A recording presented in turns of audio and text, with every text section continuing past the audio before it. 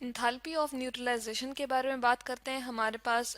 जो ये होती है ये क्या है जी, हम इसको कहते हैं अमाउंट ऑफ हीट है जो इवॉल्व होती है जब हमारे पास 1 मोल ऑफ हाइड्रोजन आइंस किससे जी, HCl या हमारे पास इस तरह के जो एसिड होते हैं जिस तरह H2SO4, इस तरह से जो जितने भी एसिड्स होते हैं उसमें से जब 1 मोल ऑफ हम क्या कहते हैं जी, हाइड्रोजन आइंस, यहाँ पर मैं लिख देती हूँ 1 मोल ऑफ हाइड्रोजन आइंस, ठीक है, वो क्या करेंगे, हमारे पास रिएक्ट करेंगे 1 mole of hydroxide ions from base, ठीक है, 1 मोल ऑफ हाइड्रोक्साइड आइंस, ठीक है। और वो भी हमारे पास क्या हो सकती है, कोई भी बेस हो सकती है। तो यहाँ पर अगर हम एग्जांपल ले लें NaOH की, ठीक है, इसमें से हमारे पास OH जो है वो 1 मोल आ जाए, ठीक है, और क्या करे, वो 1 मोल ऑफ हाइड्रोजन आइन से रिएक्ट कर ले, तो हमारे पास क्या बनेगा, इन दोनों को कंबाइन करने से हमारे पास 1 मोल ऑफ वाटर बन जाएगा, ठीक है। तो हमारे पास वो अमाउंट ऑफ हीट जो इवॉल्व होती है, जो निकलती है जब 1 मोल ऑफ हाइड्रोजन आइन कंबाइन करे या रिएक्ट करता है 1 मोल ऑफ हाइड्रोक्सल आइंस के साथ, और क्या बना देता है, 1 मोल ऑफ वाटर।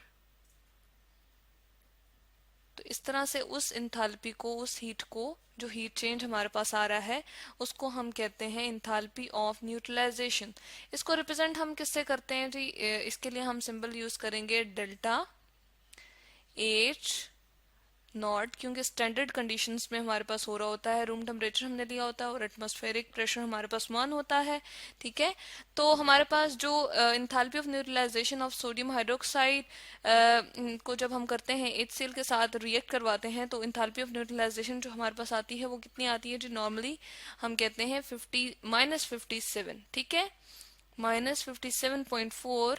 यहाँ पर हम लिखते हैं कितनी आ गई, -57.4 किलो जूल पर मोल, ठीक है। तो यहाँ पर हम इस रिएक्शन को भी लिखते हैं कि हमारे पास सारा का सारा, ये तो मैंने उसकी डेल्टा H0N लिखी है, ठीक है, इंथैल्पी ऑफ न्यूट्रलाइजेशन लिखी है। तो यहाँ पर अगर हम क्या करें, स्ट्रॉन्ग एसिड लें जो कि HCl है, यहाँ पर मैं रिप्रेजेंट करती हूँ, हमने HCl लिया फर्स्ट ऑफ ऑल यहाँ पर, और इसको क्या करवाया, हमने रिएक्ट करवाया जी यहाँ पर NaOH के साथ, ठीक है, NaOH जो कि हमारे पास बेस है, ठीक है। और इन दोनों का जब रिएक्शन होता है तो हमारे पास एज अ रिजल्ट क्या बनता है जी, हमारे पास बन जाएगा एक सॉल्ट, ठीक है, यानी कि आइंस जो हमारे पास सोडियम और आते हैं, सोडियम प्लस आइन आता है और क्लोराइड नेगेटिव आइन आता है, ये दोनों कंबाइन करके हमारे पास क्या बना देते हैं, NaCl, ठीक है, और साथ में क्या बनता है, 1 मोल ऑफ वाटर, ठीक है। तो यही हमने बात की थी कि 1 मोल ऑफ वाटर जो है हमारे पास जब बनता है तो क्या आ जाता है, किससे बनता है जी, 1 मोल ऑफ हाइड्रोजन आइंस और 1 मोल ऑफ हाइड्रोक्सल आइन से। तो इसको हम कहते हैं कि इसके लिए जो हमारे पास अमाउंट ऑफ हीट जो है वो इवॉल्व जब होती है तो उसको हम कहते हैं इंथैल्पी ऑफ न्यूट्रलाइजेशन। अब असल में होता क्या है, सबसे पहले हम देखते हैं HCl के बारे में बात करते हैं। हम इसके लिए जो है वो क्या करते हैं जी, HCl, ठीक है, इन सब के हम क्या कर लेते हैं जी, ये हमारे पास है एक्वस सोल्यूशन इसका आ जाएगा, ठीक है। हमने क्या किया, जो हमारे पास सोडियम हाइड्रोक्साइड था और इसी तरह से हमारे पास जो है HCl था, इन दोनों के हम एक्वस सोल्यूशन ले लेते हैं। बेसिकली हमारे पास स्ट्रॉन्ग एसिड और स्ट्रॉन्ग बेस है, इनके एक्वस सोल्यूशन ले लिए, उसके बाद सॉल्ट बना, वो भी एक्वस कंडीशन में हमारे पास जो है वो स्टेट में हम मेंशन करेंगे, और वाटर तो हमारे पास क्या है जी, लिक्विड स्टेट है, ठीक है। तो इस तरह से फिजिकल स्टेट्स हमने मेंशन कर दी। यहाँ पर मैं शो करती हूँ कि एक्वस जब हमारे पास है तो इसको हम किस तरह से रिप्रेजेंट करेंगे, जब हमारे पास दो डिफरेंट आइंस बनेंगे, यानी कि H पॉजिटिव और क्लोराइड नेगेटिव आइंस जो हमारे पास क्रिएट होंगे वो स्ट्रॉन्ग एसिड से क्रिएट होंगे। तो इसको हम शो करते हैं जी डबल हेडेड एरो से, इस तरह से, ठीक है। अब क्या हो जाएगा, H पॉजिटिव आइंस हमारे पास यहाँ पर बन गए, और इसको भी हम क्या शो करते हैं, एक्वस, क्योंकि एक्वस सोल्यूशन है ना हमारे पास, ठीक है, तो वाटर में प्रेजेंट होंगे, जो हमने एक बीकर के अंदर इसका सोल्यूशन रखा हुआ है। इसी तरह से हमारे पास HCl का जो सोल्यूशन रखा हुआ था उसके बारे में बात कर रहे हैं, और ये हमें क्या देगा जी, क्लोराइड आइंस देगा जो HCl है। NaOH के साथ भी हमारे पास क्या होगा जी, इसी तरह का कुछ केस होगा कि हमारे पास सोडियम हाइड्रोक्साइड है NaOH, ठीक है। अब इसमें से हमारे पास क्या क्रिएट होंगे, सोडियम आइंस और साथ साथ हाइड्रोक्साइड आइंस, ठीक है। तो यहाँ पर हम कहते हैं कि हमारे पास सोडियम आइंस बन गए। अगेन हम एक्वस यहाँ पर उसकी स्टेट मेंशन करेंगे, फिजिकल स्टेट, और साथ में हाइड्रोक्सल आइंस, ठीक है। अब हमने क्या करना है, हमने इसको इसको थोड़ा सा हम अगर इस तरह से शो कर दें, ये जो हमारे पास हाइड्रोजन आइंस हैं और हाइड्रोक्सल आइंस हैं,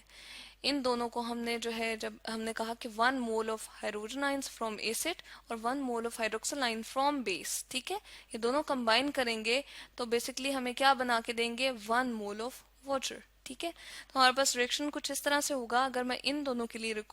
लिख देती हूँ तो हमारे पास क्या आ जाएगा जी, हम इस तरह से शो कर देते हैं कि हमारे पास H plus ions, aqueous condition हमने मेंशन करनी है, कंबाइन कर जाता है हाइड्रोक्सल आइंस के साथ, ठीक है। अगेन वो एक्वस स्टेट हमने मेंशन करनी है। अब ये क्या होगा, अगेन इसको डबल हेडेड एरो से ही शो कर सकते हैं, यानी कि दोनों साइड पे हमारे पास रिएक्शन ही जा सकता है, ये रिप्रेजेंट कर रहा होता है। तो उसके बाद हमारे पास H2O जो है वो लिक्विड फॉर्म में हम यहाँ रिप्रेजेंट कर देंगे। और बिल्कुल इसकी हमारे पास जो हमने डेल्टा एच नॉट एन हमने रिप्रेजेंट की थी, यानी कि हमारे पास जो है इंथैल्पी ऑफ न्यूट्रलाइजेशन आई थी, वो हमारे पास आ जाती है -57.4, ठीक है। जबकि पीछे ये जो हमारे पास सोडियम आयन और क्लोराइड आयन्स रह जाते हैं, ये दोनों कंबाइन करके हमारे पास सॉल्ट बना देते हैं, ठीक है। तो इस तरह से जो हमारे पास स्ट्रॉन्ग एसिड और स्ट्रॉन्ग बेस होता है, वो उनकी इंथैल्पी ऑफ न्यूट्रलाइजेशन जो होती है अप्रोक्सीमेटली हमारे पास